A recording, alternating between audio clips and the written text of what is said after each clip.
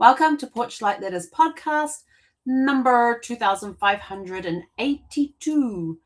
Where was your family when peace was declared? Last couple of days we've been talking about enlisting in the military, leaving home.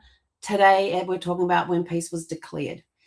Again, this is what big celebrations. I don't know if the celebrations go on as much as they do today, but after years of uncertainty, years and months and years of uncertainty, separation, sacrifice, and waiting, imagine hearing the words families had desperately hoped for. The war was over. Peace had finally been declared. How did your family hear the news? Perhaps it was an announcement over the radio, church bells rang, factory whistles sounded, newspaper headlines appeared in the street, a neighbor may have rushed through the door shouting the news, or word may have traveled from house to house until an entire community knew something extraordinary had happened. For many people, the reaction was immediate. Crowds gathered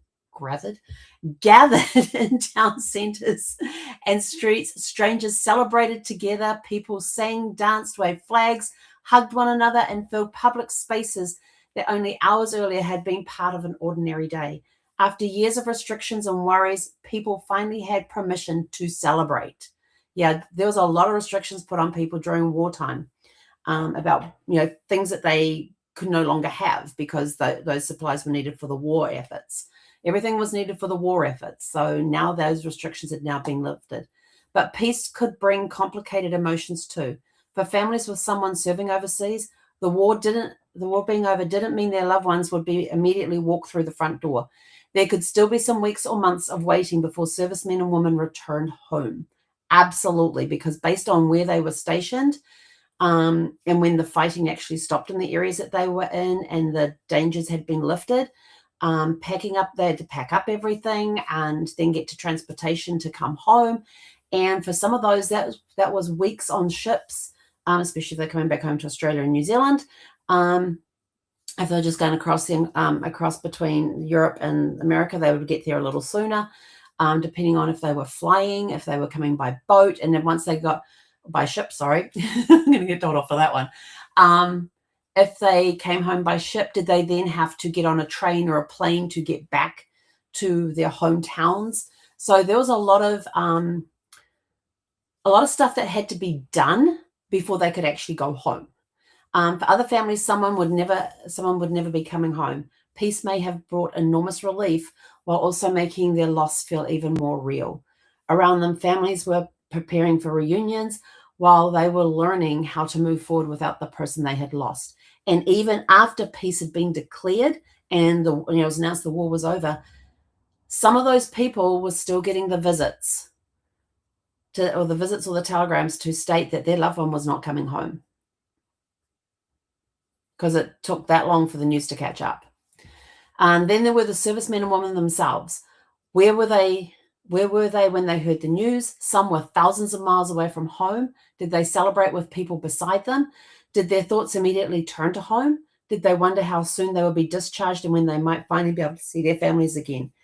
The end of war also marked the beginning of another enormous transition. People returned home, marriages took place, families were reunited, babies were born, careers restarted, homes were built, and communities adjusted to peacetime again. For many families, decisions made during those first few years of peace shaped everything that followed. Look for photographs of local celebrations, newspaper reports, letters, diaries, military records, scrapbooks, and family stories. Local newspapers can be especially valuable because they may describe exactly how the community celebrated, where people gathered, and what happened that day. And then they had and I will tell you this, they had another celebration when the servicemen and women finally got home to their hometown. They found out when the people were coming home and held welcome home parades for these people. So the reunions were a little delayed because basically as soon as they hit town, they were into this town parade, so that people could celebrate with them. So there was another celebration of the homecoming and having the homecoming parades and things like that too. So look out for those as well when you're looking through all the newspapers and reports and journals and all of that sort of thing. And look too to how we do homecomings today when they come back from active duty, when they come back from being deployed, when they come back home. What's that like for them? Because there'll be those stories too as well. You never know. Where else was I going to go? So your family tree challenge for today is find out where your family members were when they learned that peace had been declared. How did they hear the news? Who were they with? Did they join a public celebration or stay at home?